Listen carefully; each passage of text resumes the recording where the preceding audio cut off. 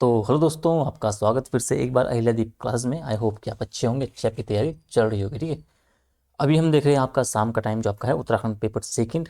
कुछ टॉपिक्स हमारे हो चुके हैं और उसी क्रम में हम आगे बढ़ रहे हैं। ठीक है, और आज हम देखने वाले हैं आपको पर्यटन वाला जो आपका सेक्टर है, पर्यटन समस्या चुनौती क्या क्या है उनके सामने और क्या क्या संभावना है वो अपने अंदर समेटे हुए है। ठीक है, तो पर्यटन का आपका जो सेक्टर है वो उत्तराखंड की इकोनॉमी का एक बोन आप कह सकते हो, बहुत ही सपोर्ट देता है आपको उत्तराखंड की जो आपकी अर्थव्यवस्था है। ठीक है, लेकिन जब आपके सिलेबस में दे रखा है तो ऐसा नहीं कि आपको पर्यटन वाले टॉपिक पे पूरा ही मतलब रट के चले जाना है। बिल्कुल आपको एक एक चीज़ आपको पता होनी चाहिए, ऐसा बिल्कुल नहीं है।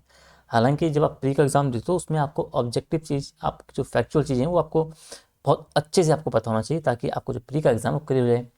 लेकिन जब बात मेंस की आती है तो मेंस के लिए आपका जो डायमेंशन आपको दे रखे हैं, जो बातें दे रखी है, उनके बारे में आपको बेसिक जानकारी पता होनी चाहिए, बस उससे ज़्यादा कुछ नहीं। अब जैसे क्या, अब भाई बोल रहा है तो आपको पर्यटन के बारे में थोड़ा सा बेसिक आपको पता होना चाहिए, थोड़ा डेटा आपको पता होना चाहिए। बजट में क्या प्रावधान कर रखा है, इकोनॉमिक सर्वे में क्या बोल रहा है, कौन कौन से इसमें आपके सेक्टर में क्या क्या योजनाएं आपकी चल रही है।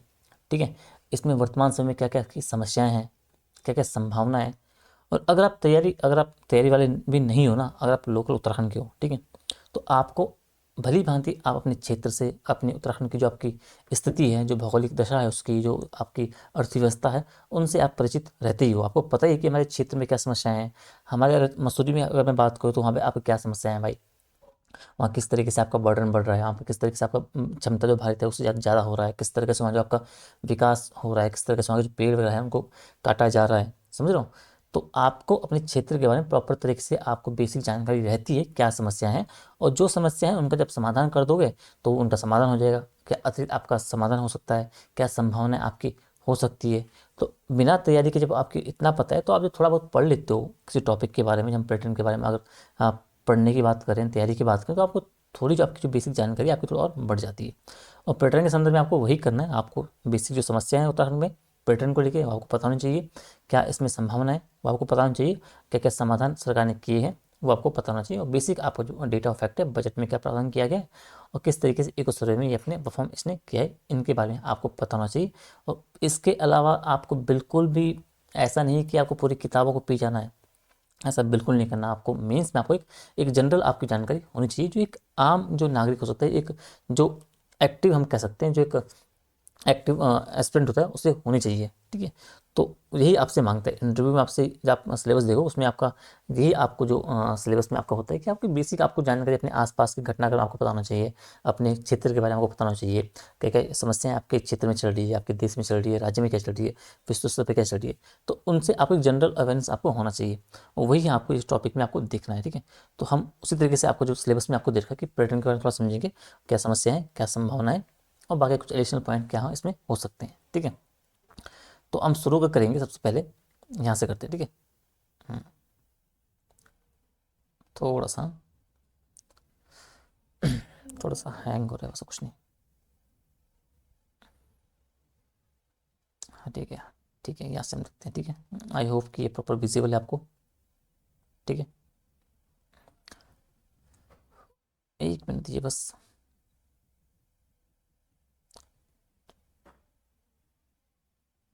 ठीक है, तो ये बोल रहा है कि उत्तराखंड में पर्यटन, ठीक है, क्या समस्या है और क्या आपकी समाधान आपके हो सकते हैं। ठीक है, तो आपको पता है कि उत्तराखंड जो आपका देवभूमि किसी आप जानते हो, उसकी अर्थव्यवस्था की में जो आप है, पर्यटन क्या है, एक रीढ़ की हड्डी की तरह काम करता है, और राज्य जो इसे आपका इकोनॉमिक इंजन के रूप में क्या है वो देखता है। लेकिन जब आप देखते हो अनियंत्रित जो विकास हो रहा है और जो उत्तराखंड की पर्यावरणीय चुनौतियां हैं, उसने क्या किया है, इस क्षेत्र के लिए आपका एक स्थायी जो भविष्य है इसका, उस पर एक प्रश्न चिन्ह लगा दिया गया है। तो इसे आप एक इंट्रो के रूप में आप इस लाइन को आप यूज कर सकते हो। ठीक है सर, अब हम थोड़ा सा महत्व देखते हैं कि पर्यटन का महत्व क्या है उत्तराखंड के पर्सपेक्टिव से, क्या आपका आर्थिक डेटा बोलता क्या है वो हम थोड़ा देख लेते हैं। अब आप देखोगे कि आर्थिक में आप देखोगे तो जो आपका राज्य का जो आपका सकल घरेलू उत्पाद है, उसमें एक हिस्सा जो आपका देखते हो तो पर्यटन और जो इसके संबंधित उद्योग है, उनका क्षेत्र है, उनका राज्य के आपका जो जीएसडीपी में लगभग आपका 10 से 13% का योगदान आपको देखने को मिलता है, और ये वर्षों की तुलना में थोड़ा सा घटता बढ़ता रहता ही है, पर एक औसत जो आपका एवरेज आप देखते हो तो आपका 10 से 12% तक आपको देखने को मिलता है।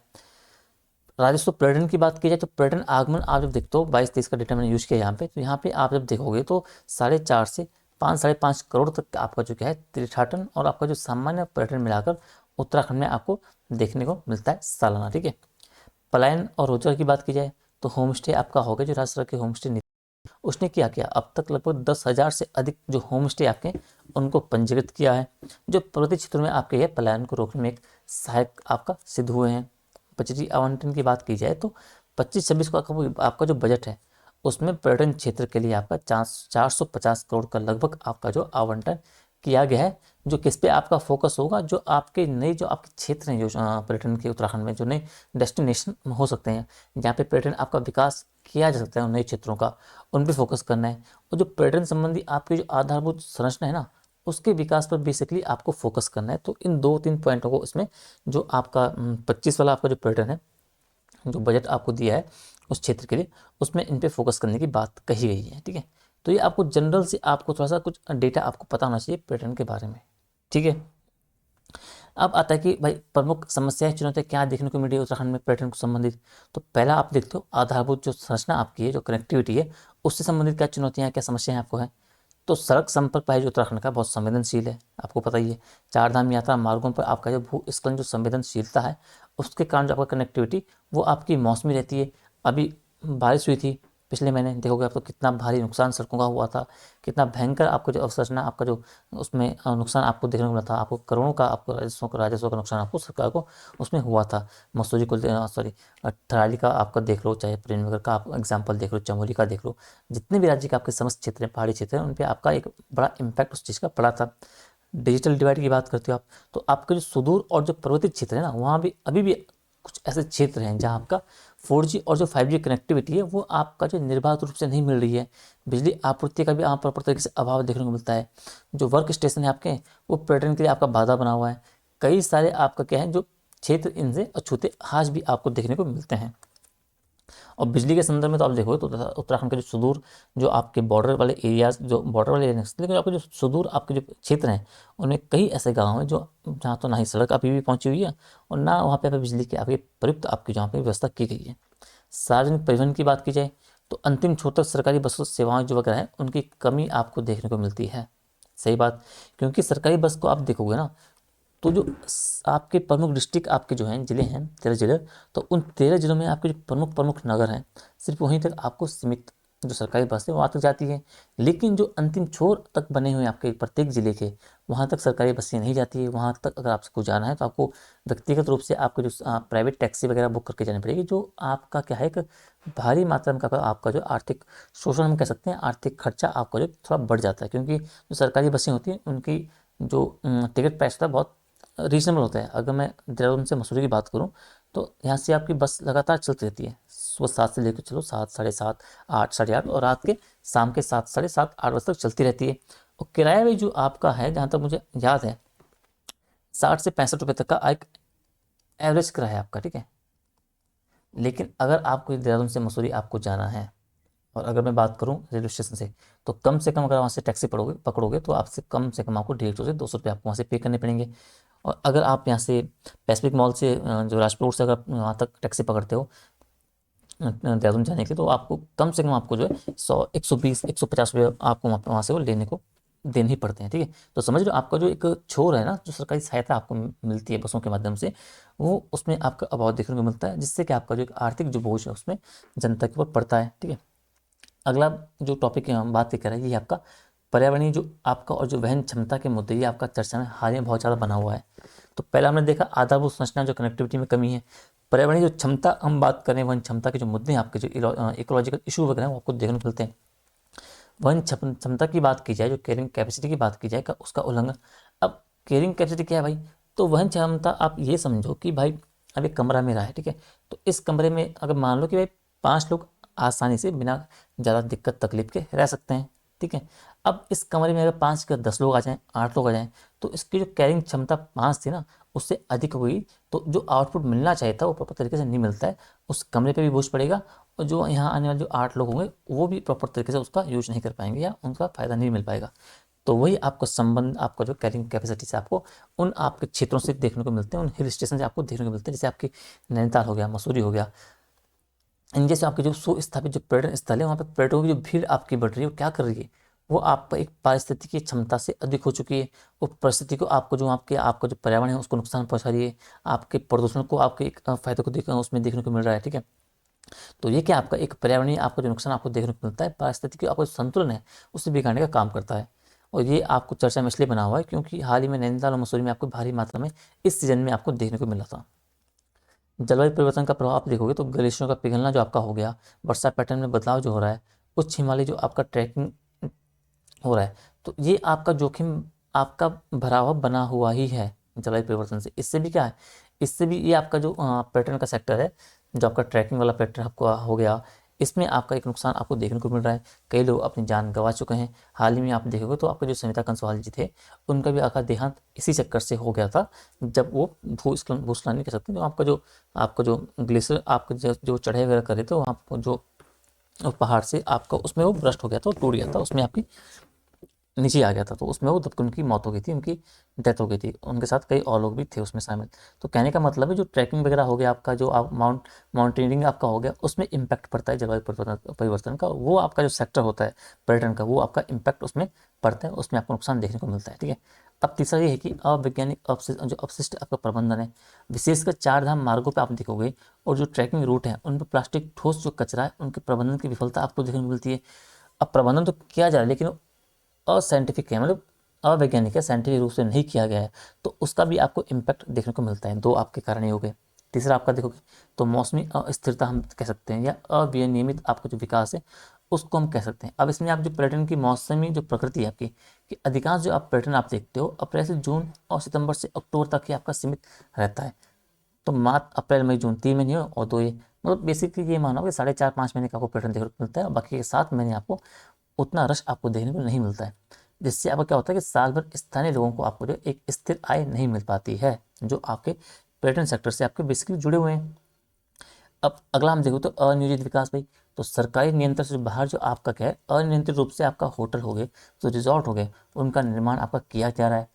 जो क्या कर रहे हैं वहाँ पे आपके जो पर्यावरण जो नियम संबंधी है उनका उल्लंघन करते जा रहे हैं और उस पर एक इम्पैक्ट अपना डाल रहे हैं, जो एक्चुअली वहाँ के विकास सतत विकास के लिए आपका नुकसानदेह बना हुआ है।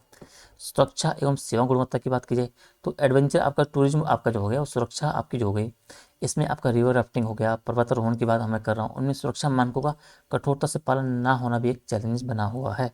कौशल की कमी तो एक भारी समस्या है।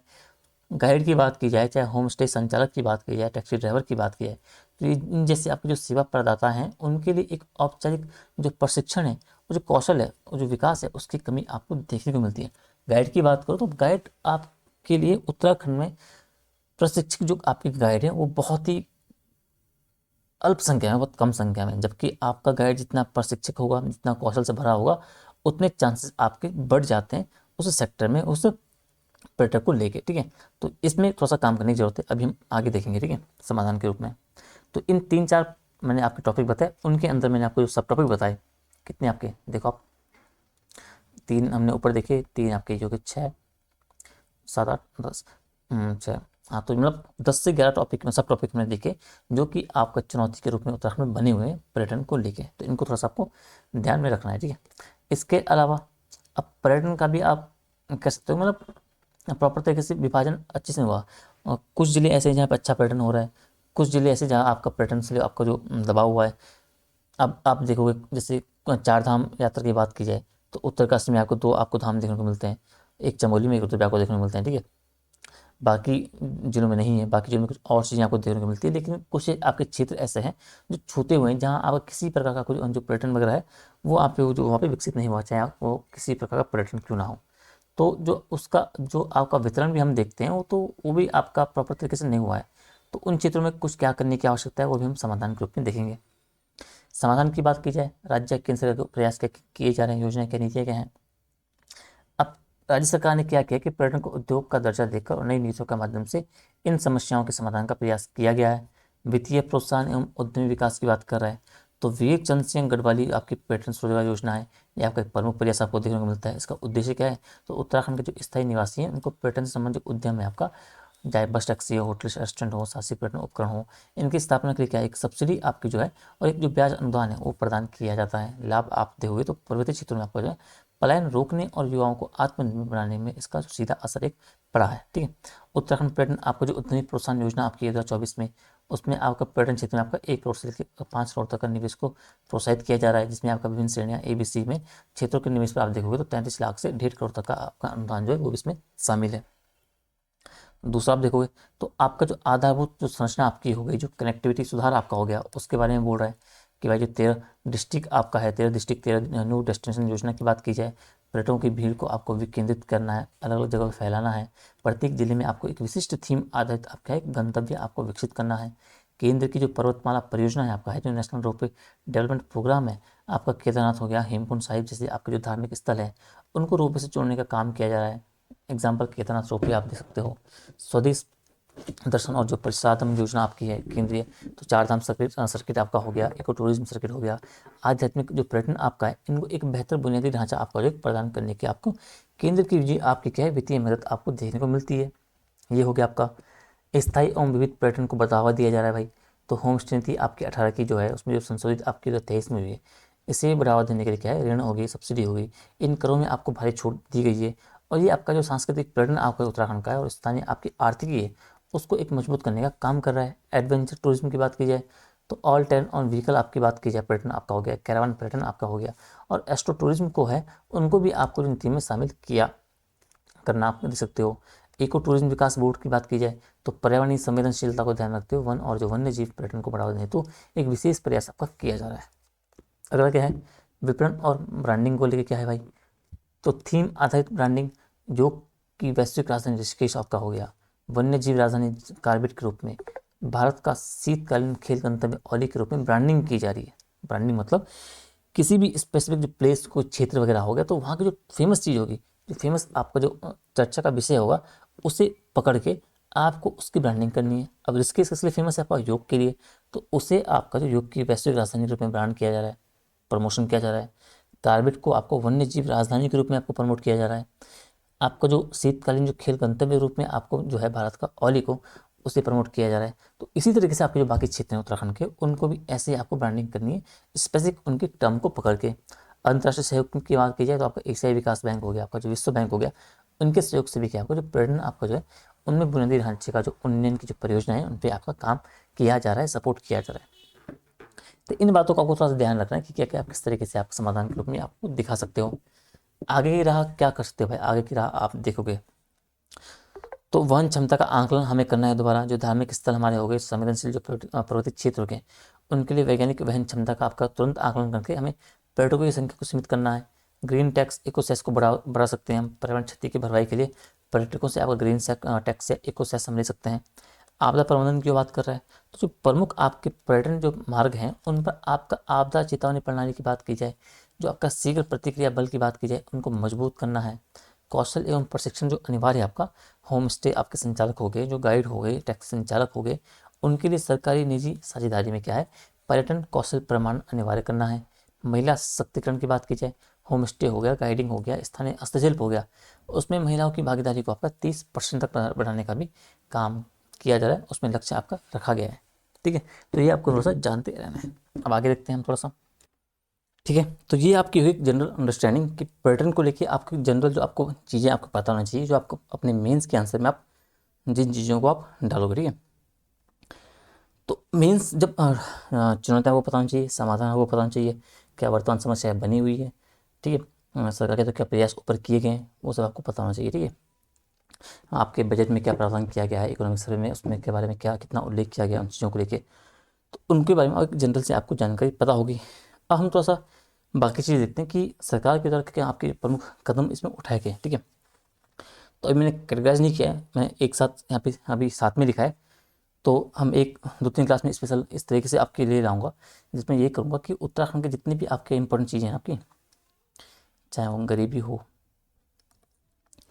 पर्यटन आपका हो गया, महिला सशक्तिकरण हो गया, वृद्ध हो गया, युवा हो गए, बच्चे हो गए, स्वास्थ्य हो गया, शिक्षा हो गया, पलायन हो गया, रोजगार हो गया, कम से कम ये मानो कि 15 से 20 ऐसे टॉपिक हैं जिनसे आपका सवाल बनते बनते हैं, तो उनको मैं प्रॉपर तरीके से आपको तैयार करके लाऊंगा। उसमें आपके में जितने भी प्रयास सरकार की तरफ किए गए हैं, योजनागत, संस्थागत, नीतिगत और अन्य, उनको डिवाइड करके आपको मैं दे दूँगा, उस पर हम डिस्कस करेंगे और उनसे आपके मोस्ट ऑफ द क्वेश्चन आपके जो होंगे और जो आपका ऐसे वाला जो पोर्शन होगा वहाँ के लिए बहुत वो हेल्पफुल रहेगा। ठीक है, तो अगर हम जनरल आप चीज़ें देखें कि मिक्स रूप में, तो आपकी जो उत्तराखंड की नई पर्यटन नीति आपकी जो रही है 2023 से 30 तक की, जो आपकी 7 वर्षों के लिए लाई गई है, उसमें जो मुख्य फोकस आपका किया है जो नए पर्यटक स्थल को आपको चर्चा में लाना है, उन्हें आपको न्यूज़ में लाना है, उन्हें आपको फेमस करना है, मतलब आपको सबकी नज़रों में लाना है। वैश्विक पर्यटन स्थल या केंद्र के रूप में आपको उन जगहों को आपको बनाना है। क्षमता विस्तार करना है आपका है जो पर्यटक स्थल है आपके, और सतत विकास को भी आपकी जो भावना है उसे आपको साथ लेके इनका आपको ये सब काम करना है। तो ये आपका जो बेसिक आपकी जो पर्यटन नीति है 23 वाली, उसमें इन बातों का वहाँ उल्लेख किया गया है। इसके साथ ही आप जब देखोगे तो विरासत आपका हो गया, जो धर्म आपकी हो गया, जो प्रकृति आपकी हो गई, उन वन्य जीवन आपका हो गया, स्वास्थ्य हो गया। तो इन जैसे आपके कई आपके जो टॉपिक्स हैं, इन सबको क्या करना है, जो पर्यटन का हिस्सा बना के आपको चलना है। प्रमुख लक्ष्य की बात की जाए तो पर्यटन सेक्टर का जो अंशदान आपका है 10 बिलियन डॉलर तक आपको करना है सालाना, जिसमें आपको जो आपका क्या करेगा 15% तक आपका योगदान देगा।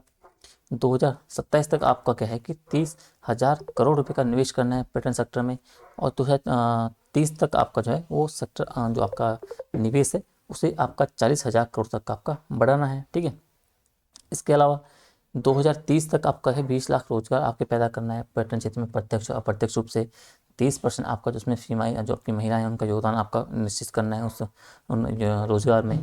पीपीपी मॉडल को आपको लागू करना है, जिसके तहत आपके 100 प्रोजेक्ट आपके जो है पीपीपी मॉडल के बेस पे आपके बनेंगे 2030 तक पर्यटन सेक्टर में। ठीक है, तो इन बातों को थोड़ा सा आपको ध्यान रखना है, ये आपकी नीति आपकी थोड़ा सा इसे देखते आपको रहना है। ठीक है, इस पर आपको इंडिविजुअल आपका सवाल बन सकता है, आपको मिक्स रूप में भी इसको आपको जानते रहना है। उत्तराखंड पर्यटन विकास बोर्ड का गठन किया गया सरकार के द्वारा, पर्यटन वर्ष घोषित किया गया था जो है 1 और 15 में उत्तराखंड उत्सव आपका मनाया जाता है। पर्यटन सूचना केंद्र की स्थापना की गई, पर्यटन रोजगार योजना आपकी बनाई गई है, 4 धाम यात्रा जो आपका है प्रसाद को शामिल किया गया है, स्वदेश योजना दर्शन जो योजना आपकी है, स्वदेश दर्शन योजना 2.0 आपकी है, आपका दीनदयाल होम स्टे आपका योजना आपको देखने को मिलती है, विक्रम सिंह गढ़वाली रोजगार आपका जो योजना है वो आपके अलग होगी, मानसखंड मंदिर माला योजना आपकी है, शिव सर्किट आपको देखने को मिलता है, उत्तराखंड पर्यटन पुलिस बल की स्थापना की गई है, ऑपरेशन मर्यादा सरकार उत्तराखंड के उसमें संबंध में आपका चलाया गया था। बॉर्डर टूरिज्म को बढ़ावा दिया जा रहा है, एरो पर्यटन आपका जो है उसको बढ़ावा दिया जा रहा है, वाइब्रेंट विलेज प्रोग्राम है, इसको आप देख सकते हो पर्यटन के संदर्भ में। तो बहुत सारे प्रयास आपको देखने को मिलेंगे जो जिन्हें आपको क्या है अपने पर्यटन वाले आंसर में पर्यटन वाला टॉपिक में आपको यूज करना है। ठीक है, इसके अलावा पर्यटन के अनेक आयाम आपको उत्तराखंड में देखने को मिलते हैं, शायद आपका साहसिक पर्यटन हो गया, इको टूरिज्म आपका हो गया, वन्यजीव टूरिज्म आपका हो गया, स्वास्थ्य टूरिज्म आपका हो गया। तो बहुत सारे आपके जो सेक्टर हैं इसमें आपको सब टॉपिक्स सब सेक्टर आपको इसमें देखने को मिलते हैं। ठीक है, तो पर्यटन में आपको इन बातों का ध्यान रखना है। ठीक है, पर्यटन में इस तरीके से आपको जो पर्यटन वाला आपका जो टॉपिक है उसे आपको करते हुए जाना है। ठीक है, अब जो पर्यटन वाला हम ज़्यादा बड़ा नहीं करेंगे, इतनी ज़्यादा लंबी क्लास का कोई फ़ायदा नहीं है, आप फिर बच्चे बोर होने शुरू हो जाते हैं, छोटी क्लास रखते हैं। ठीक है, ज़्यादा बड़ी नहीं करते। इसमें आपका जो पर्यटन वाला आपका जो टॉपिक है आई विश की आपका क्लियर हो गया होगा। ठीक है, अब रहता है यहाँ पे अगर प्री क्लास अगर हम प्री के पॉइंट ऑफ व्यू से पढ़ते तब हमें क्या है कि प्रॉपर तरीके से सारे एक एक इंडिविजुअल एक एक फैक्ट आपको जो वो याद करना पड़ता, वो आपको समझाना पड़ता। मीन्स उन सबकी जरूरत बिल्कुल नहीं है। प्रमुख जो योजनाएं पर्यटन संबंधित है उनको आपको देखते रहना है। अब जो प्रमुख योजनाएं आपकी होंगी ना उन पर हम एक क्लास अलग से लेके आएंगे, जो उत्तराखंड की प्रमुख योजना है, चाहे पर्यटन सेक्टर की हो बाकी सेक्टर की हो, उन पर हम डिस्कस करेंगे, उनको हम पढ़ेंगे थोड़ा सा विस्तार से, उन पर आपके सवाल बन सकते हैं। इंडिविजुअल की बात कर रहा हूँ, लेकिन जब कंबाइंड आप बात देख रहे हो इस टॉपिक को तो आपको इतना डीप जाने की जरूरत नहीं। जो प्रमुख प्रमुख उनकी जो योजना है और उसकी जो अंडरस्टैंडिंग टॉपिक की वो आपको होनी चाहिए, बस उसमें आपका काम निकल जाएगा। ठीक है, तो पर्यटन वाला हमने देख लिया आपका। ठीक है, ये आपका संभावना ये भी हो गया और पर्यटन वाला टॉपिक आपका हो गया। अब कल की क्लास में मैं ये करूँगा कि परिवहन सड़क रेल वायु जल विद्युत परियोजना आपकी जो है और जलीय संकट समाधान, ये सब पूरा हम कल देख लेंगे। कम से कम कल 35-40 मिनट की क्लास में आपकी लूँगा। ठीक है, उसके बाद एक क्लास आपकी और आएगी, वो वाला 1-2 क्लास आपकी और आएगी, उसमें फिर आपका भूगोल आपका कंप्लीट हो जाएगा। मतलब ये मानो कि 14-15 क्लास आपकी यहाँ पे भूगोल आपका टॉपिक क्लियर हो जाएगा। और 15 क्लास में इसमें हमें लगेगा यहाँ वाला, ये थोड़ा सा बड़ा है, 30 क्लास हो जाएगी। और ये 5 क्लास में आपको हो जाएगा आराम से, 5 से 6 क्लास में, 6 भी नहीं, इंडिया फिर आप एक क्लास में देख लेंगे। हाँ बताएँ, 5 क्लास मान लो आप, 35। हाँ तो एवरेज वही 48-50 जो क्लास मैंने कहा उसमें आपका इजीली उससे पहले आपका खत्म हो जाएगा। ठीक है, तो आज की वीडियो में इतना रखते हैं। नोट्स की बात, तो नोट्स मैंने वही आपके गूगल ड्राइव में अपलोड कर रखे हैं। हिंदी मैंने वहाँ पर अपलोड कर रखा है। जो उत्तराखंड पेपर 1 मैंने अपलोड कर लिया है, पेपर 2 में रात तक कर दूंगा, बाकी भी धीरे धीरे उसमें ऐड करता रहूँगा, आप उनसे वहाँ से पढ़ सकते हो। ठीक है, आपको वहाँ पे जाना है, उस पर जो गूगल ड्राइव का लिंक है उस पर क्लिक करना है, फिर वहाँ से मैं आज से आपको एक्सेस दे दूँगा, फिर आप आज से आप पढ़ सकते हो। तो ठीक है, वीडियो को देखते हैं, आपको ज़्यादा वीडियो लंबी नहीं करते हैं ताकि आप बोर ना हो। तो फिर कल हम दोबारा मिलेंगे, आपको जो उत्तराखंड फर्स्ट की पेपर आपकी जो क्लास है उसमें देखेंगे, और इसी तरह मैं आपको जो बाकी चीज़ें हम कवर करते हैं। ठीक है, अगर वीडियो आपको थोड़ी भी हेल्पफुल आपको लग रही है, आपको फ़ायदे के लिए लग रही है, तो वीडियो को आपको लाइक शेयर कमेंट जरूर करना है, और ज़्यादा से ज़्यादा बच्चों को आपको इसे शेयर करना है, ताकि ज़्यादा से ज़्यादा जो बच्चे हैं उनको इसका लाभ मिल सके। ठीक है, तो ठीक है, तब तक अपना ध्यान रखिए, अच्छे से अपनी तैयारी करिए, जल्दी मिलते हैं आपको कल सुबह। Tata, bye bye.